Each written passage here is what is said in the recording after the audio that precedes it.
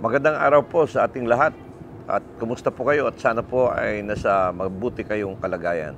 Ang i-feature po natin ngayon sa ating program, ang ganda ng Pilipinas, mahalin natin to, ay walang iba kundi ang dating presidente, Mayor Rodrigo Roa Duterte, bilang awardee ng Datu Bago Award.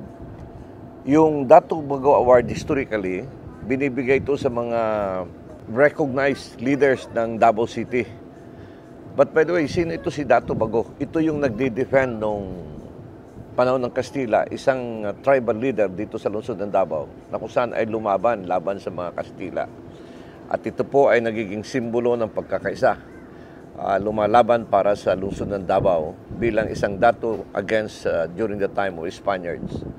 Si dating Presidente Duterte ay ginawaran ng award dahil lang po sa kanyang public service record. Siya po ay naging fiscal ng Davao, prosecutor, matagal. Then after being prosecutor ay naging vice mayor ito po, si Presidente Duterte. At after nung naging vice mayor, naging mayor, naging congressman, and eventually ay naging presidente sa lungsod sa ating bayan, sa ating Pilipinas. At dahil lang po sa kanyang exemplary performance as public servant, siya lang po ngayon ang ginawaran for 2024.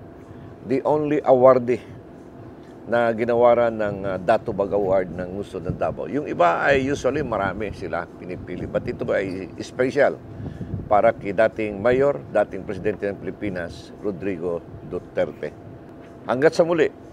And by the way, congratulations, Mayor Rudy Duterte, former president, former mayor, former fiscal, former vice mayor, former congressman, sa kanyang award na Datu Bago Award. Hanggat sa muli, till next time, this is Councilor Dayang Hirang. Happy araw ng Davao sa lungsod ng Davao City. Maraming salamat po.